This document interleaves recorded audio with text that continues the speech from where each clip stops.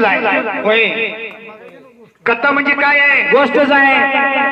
आणि गोष्ट म्हणजेच कथाच आहे. कथाच असते. बरोबर आहे. लिहून ठेवले ती वाचायला आहे आणि सांगायला आहे. काय सांगत होता माहितीये का श्रीकृष्ण भगवंत? काय सांगत होता?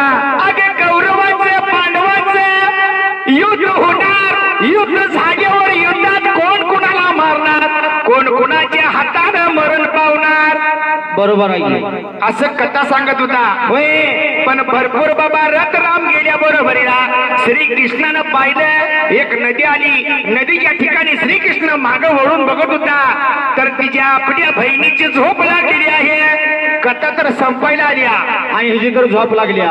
मग हुंकार कोण देत होतं म्हणला? होय बरोबर आहे. ती प्रश्न मोठा आहे बाबा. मग माझ्या श्रीकृष्ण भगवंतानं विचार केला, म्हणाला 16,108 बायकांचा जीव पती आहे बर का. तर कितीतरी अंतरात आत जाऊन या श्रीकृष्णानं पाहिलं तर सुभद्रा या बहिणीच्या पोटामधला गर्भ, पोटामधला गर्भ, पोटामधला गर्भ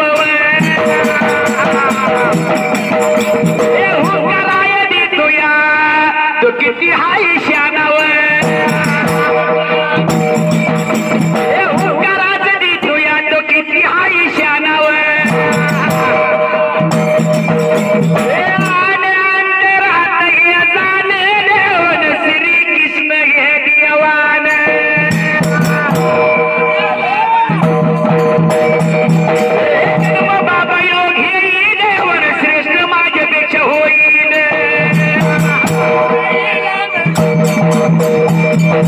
देवासारख्या देवान श्रीकृष्ण देवान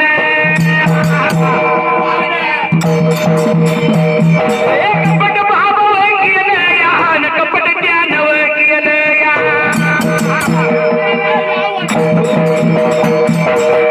श्रीकृष्ण 16,108 बायकाचा पती आहे.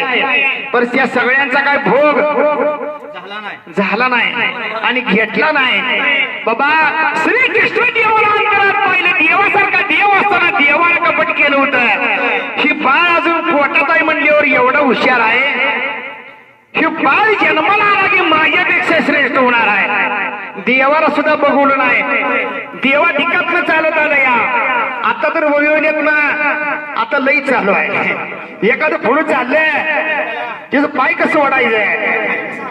पण ज्याचा बैल पळतो या त्याला मेजॉरिटी लागत नाही.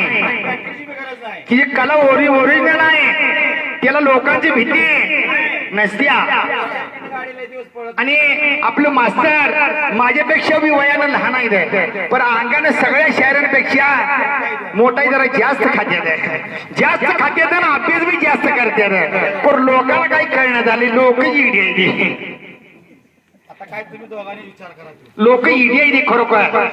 म्हणून देवासारख्या देवाने विचार केला, म्हणाला या पोटातला गर्भ हुंकारा देतो या उद्या यो जन्म घेईल आणि माझ्यापेक्षा श्रेष्ठ होईल. नदी लागली होती. सुभद्रा बहीण म्हणून नर्द वाळले जरा पाणी पिती बर का. त्या वेळेला सुभद्रा पाणी पियत असताना श्रीकृष्ण देवानं बाबा काय नवल केलं.